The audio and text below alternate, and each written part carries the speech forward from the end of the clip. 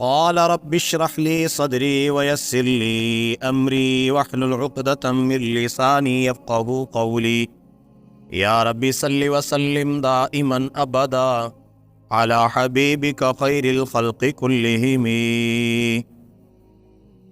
معزز سامعین، دوستو، بزرگوں، گزشتہ جمعے طہارت اور پاکیزگی کے عنوان پر آپ حضرات کی خدمت میں چند باتیں عرض کی تھیں۔ اسی موضوع کو آگے بڑھاتے ہوئے میں آپ حضرات کی خدمت میں چند اور باتیں رکھنا چاہوں گا۔ اللہ رب العزت سے دعا ہے اللہ پاک ہم سب کو سمجھ کر عمل کرنے کی توفیق عطا فرمائے۔ میں نے یہ عرض کیا تھا کہ اسلام کے اندر طہارت کی بہت زیادہ اہمیت ہے۔ جتنی بھی عبادات ہیں، ان عبادات کی قبولیت کے لیے، ان عبادات کو بجا لانے کے لیے طہارت، پاکیزگی شرط اول ہے۔ اسلام کی جتنی عبادات ہیں، اسلام کے جتنے احکام ہیں، اسلام کے جتنے ارکان ہیں، ان عبادات میں سب سے زیادہ جس عمل کو اہمیت حاصل ہے وہ نماز والا عمل ہے۔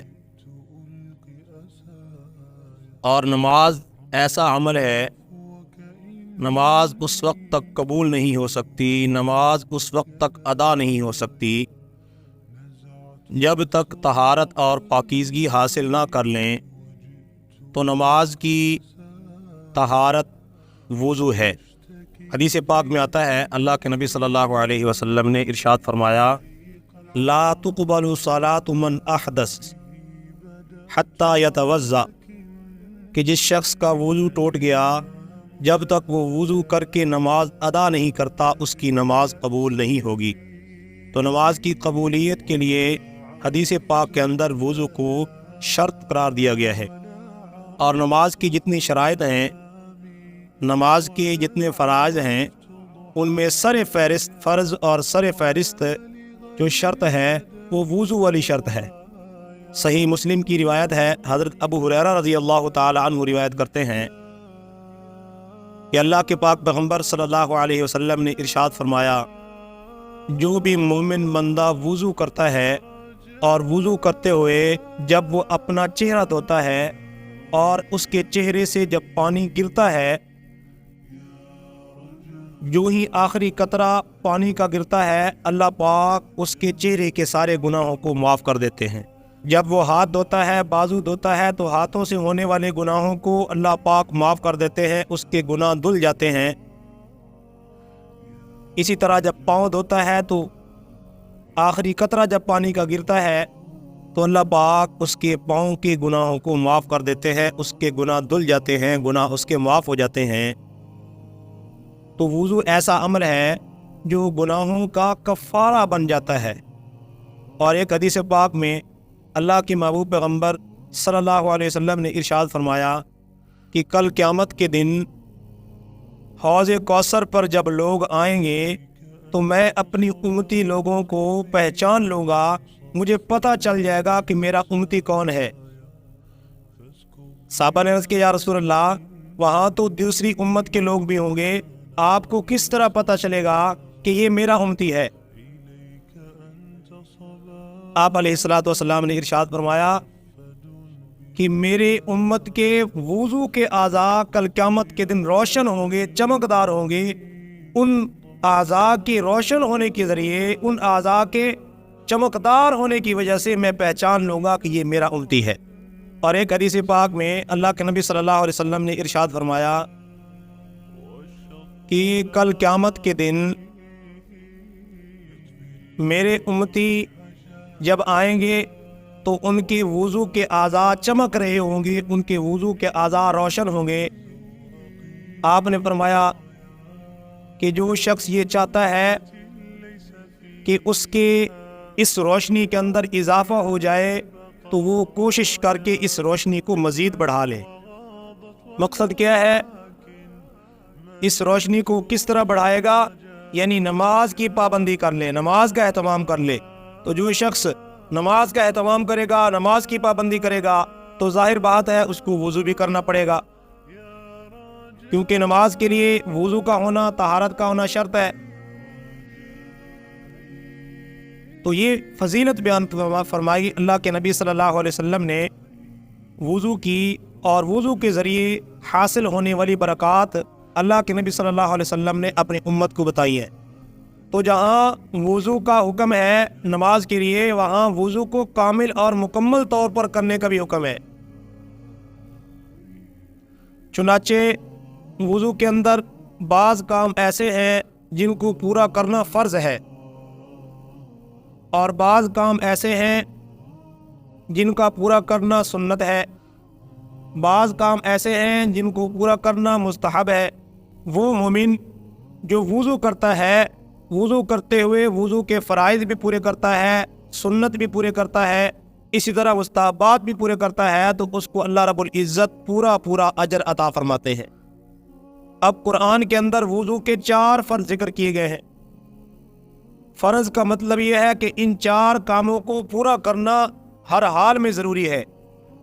اگر یہ 4 کام، یہ 4 عمل نہیں کرے گا تو اس کا وضو سرے سے نہیں ہوگا، اور ان 4 کاموں میں سے اگر کوئی رہ گیا اور اس کام کو چھوڑ کر وہ نماز ادا کرتا ہے، اس کو جب وضو نہیں ہوا تو اس کی نماز کس طرح ادا ہو سکتی ہے؟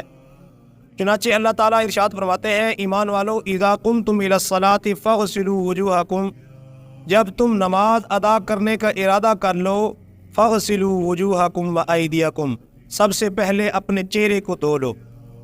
چہرہ دھونا وضو کے اندر سب سے پہلا فرض ہے، مکمل چہرہ دھونا۔ اس کی تفصیل فقہاء نے یہ لکھی ہے کہ پیشانی کے بالوں سے لے کے ٹھوڑی کے نیچے تک، ایک کان کی لو سے دوسرے کان کی لو تک مکمل چہرے کو دھونا ضروری ہے۔ اگر اس چہرے کا کوئی حصہ بال برابر بھی اگر خشک رہ گیا تو اس بندے کا وضو نامکمل ہوگا۔ اگر تو جس شخص کی مکمل داڑھی ہے، داڑھی اگر گھنی ہے تو صرف چہرہ دھو لیا، اوپر ہاتھ پھیر دیا تو اس کا فرض ادا ہو جائے گا۔ اگر وہ کثیف اللحیہ ہے، اس کی داڑھی جو ہے گھنی نہیں ہے، تو پھر اس داڑھی کی جڑوں تک پانی پہنچانا بھی فرض اور ضروری ہے۔ اگر اس کی جڑوں تک پانی نہ پہنچا تو پھر اس بندے کا وضو نہیں ہوگا۔ اس طرح فرمایا وَأَيْدِيَكُمْ إِلَى الْمَرَافِقِ، کونیوں سمیت بازو دھونا یہ وضو کے فرائض میں دوسرا فرض ہے۔ کونیوں سمیت بازو کو دھونا۔ بعض حضرات وضو کرتے ہوئے غفلت سے کام لیتے ہیں، وضو کرتے ہیں کونیوں پر کوئی جگہ خشک رہ گئی۔ اب آپ حضرات جانتے ہیں کہ سخت سردی کا موسم ہے، اتنی مشقت کر کے اپنا کام کاج چھوڑ کے، کام کاروبار چھوڑ کے نماز کے لیے آیا، اب اس نے وضو اہتمام سے نہیں کیا، وضو کے فرائض اس نے پورے نہیں کیے، وضو اس نے صحیح طریقے سے نہیں کیا، اس کے جسم کا کوئی حصہ خشک رہ گیا، کونی اس کی خشک رہ گئی ہے، تو آپ بتائیں اس کی یہ مشقت، اس کی یہ کوشش کس کام کی ہے جب اس نے مکمل طور پر وضو بھی نہیں کیا؟ تو اس لیے فرمایا کونیوں سمیت بازو دھونا یہ نماز وضو کے فرائض میں فرض ہے۔ اگر خدا نخواستہ اس کی کونی خشک رہ جائے گی تو اس کا وضو نہیں ہوگا۔ اس طرح فرمایا تیسرا فرض ہے وَامْسَحُوا بِرُؤُوسِكُمْ، سر کا مسح کرنا۔ اسی طرح وَأَرْجُلَكُمْ إِلَى الْكَعْبَيْنِ، اپنے پاؤں کو ٹخنوں سمیت دھونا یہ وضو کے فرائض میں داخل ہے۔ تو یہ 4 کام ہیں، اگر کوئی بندہ ان 4 کاموں کو کر لیتا ہے تو اس کا وضو ہو جاتا ہے۔ اگر اس حالت میں وہ نماز پڑھ لیتا ہے تو اس کی نماز بھی ادا ہو جاتی ہے۔ باقی جو طریقہ بتایا جاتا ہے وہ وضو کی سنت میں داخل ہے۔ اگر ان سنتوں کو پورا کر لے گا تو اس کو جو اجر و ثواب ہے وہ پورا مل جائے گا۔ اس کی مثال ایسے ہی ہے کہ انسان کوئی عمارت بناتا ہے، ایک کمرہ تیار کرتا ہے، تو اینٹوں کے ساتھ اس دیوار کی چنائی کر کے اس کمرے کو اور اس عمارت کو کھڑا تو کر دیتا ہے۔ اب وہ کمرہ تیار ہو گیا ہے، اب اگر اس کے اندر رہنا چاہتا ہے تو اس کی رہائش ہو سکتی ہے، لیکن اگر مزید اس کمرے کو وہ پلستر کر دے، رنگ روغن کر دے، تو وہ کمرہ مزید سجاوٹ اس کی ہو جاتی ہے، وہ خوبصورت ہو جاتا ہے۔ تو یہی سمجھیے اس بندے نے 4 فرض ادا کر لیے تو اس کا وضو تو ہو گیا، لیکن جب اس نے سنتیں چھوڑ دی ہے، وضو کا جو حسن ہے وہ نہیں رہے گا، اس کو کامل اجر ثواب نہیں ملے گا۔ تو سنت کی رعایت بھی کرے، مستحبات کی رعایت بھی کرے، فرائض کی رعایت بھی کرے، تو اس کو کامل اور مکمل وضو کا اجر و ثواب مل جائے گا۔ اب وضو کی سنت میں جو سب سے پہلی چیز ہے وہ ہے وضو کی نیت کرنا، دوسرے نمبر پہ ہے بسم اللہ پڑھنا، گھٹنوں تک ہاتھ دھو لینا، 3 بار کلی کرنا، 3 بار ناک میں پانی ڈالنا، ہر عضو کو 3 بار دھونا، اس طرح مسواک کرنا، داڑھی کا خلال کرنا، ہاتھ اور پاؤں کی انگلیوں کا خلال کرنا، جی ترتیب سے وضو کرنا، پے در پہ وضو کرنا، پورے سر کا مسح کرنا، پورے سر کا مکمل سر کا مسح کرنا یہ سنت میں داخل ہے، اور چوتھائی سر کے چوتھائی حصے کا مسح کرنا یہ فرض ہے۔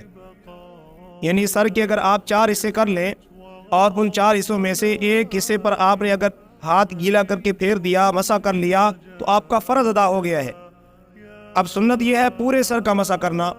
احادیث میں پورے سر کا مسح اس کا طریقہ بتایا گیا ہے فقہ کی کتابوں میں کہ ہاتھ گیلا کر کے یہ ہاتھ کی جو 3 انگلیاں ہیں، ان 3 انگلیوں کو جو ہے پیشانی کے بالوں سے پیچھے کی طرف لے جائے، پھر یہ ہتھیلی جو بچ جائے گی یہ واپس لے کے آئیں اس طرف، اور پھر یہ انگلیاں رہے گی کانوں کے اندر، اور یہ انگوٹھے کانوں کی پچھلی جانب، اور ہتھیلی کی جو الٹی جانب ہے یہ گردن کے اوپر پیر لینا۔ تو یہ مکمل سر آپ نے، اس میں کانوں کا مسح بھی آ گیا، گردن کا مسح بھی آ گیا، پورے سر کا مسح آ گیا، تو یہ سنت کے اندر داخل ہے۔ جب ہم پورے سر کا مسح کریں گے تو ہمیں اجر و ثواب بھی پورا ملے گا۔ اسی طرح مسواک، اس کے بڑے فضائل ہیں۔ مسواک کے ساتھ جو نماز ادا کی جاتی ہے عام نمازوں سے اس کا اجر و ثواب زیادہ ہو جاتا ہے۔ تو یہ وضو کے فرائض، وضو کی سنت اور وضو کا یہ مکمل طریقہ ہے، اور وضو کو اہتمام کے ساتھ کرنے کا حکم ہے۔ اور آپ علیہ الصلوۃ والسلام نے وضو کے اندر کوتاہی کرنے والوں کے بارے میں فرمایا ویل للاعقاب من النار۔ بعض حضرات جب وضو کرتے ہیں، وضو کرتے ہوئے ان کی ایڑیاں خشک رہ جاتی ہیں، تو آپ علیہ الصلوۃ والسلام نے ایک موقع پہ بعض صحابہ کو دیکھا کہ انہوں نے دوسرا پاؤں تو دھو لیا لیکن وضو کرتے ہوئے ان کی ایڑی خشک رہ گئی، تو آپ نے سخت ناراضگی کا اظہار فرمایا اور ارشاد فرمایا ویل للاعقاب من النار، کہ جو وضو کرتے ہوئے ایڑیوں کو خشک رکھتا ہے اس کے لیے سخت وعید ہے ہلاکت کی۔ تو وضو کو مکمل کامل سنت، اس کے فرائض مستحبات کی رعایت رکھتے ہوئے کریں گے تو اللہ رب العزت کے دربار میں کامل امید ہے کہ اللہ پاک ہمیں جو ہے اجر و ثواب عطا فرمائیں گے، کامل اجر و ثواب اللہ کی جانب سے ہمیں ملے گا۔ اور اس وضو کے اندر اگر کوتاہی کریں گے اور فرائض بھی اگر صحیح طور پر ہم اس کو پورا نہیں کریں گے تو پھر محض میرے بھائی صرف مشقت ہے، پھر کوشش ہے، اس پر جو ہے اجر و ثواب نہیں ملے گا، کیونکہ اس شریعت کا کوئی بھی عمل ہے اس عمل پر جو اجر و ثواب تب ملے گا جب ہم اس عمل کو اسی طرح کریں گے جس طرح شریعت کے اندر بتایا گیا ہے، جس طرح اللہ کے محبوب پیغمبر صلی اللہ علیہ وسلم نے اس کام کو کرنے کا طریقہ بتایا ہے اور اس کام کو جو ہے سکھایا ہے اللہ کے نبی صلی اللہ علیہ وسلم نے، اس طریقے پر جب تک نہیں کریں گے تو اس وقت تک ہمارا وہ عمل قبول نہیں ہوگا۔ ہم جتنی بھی مشقت اٹھا لیں، جتنی بھی کوشش کر لیں،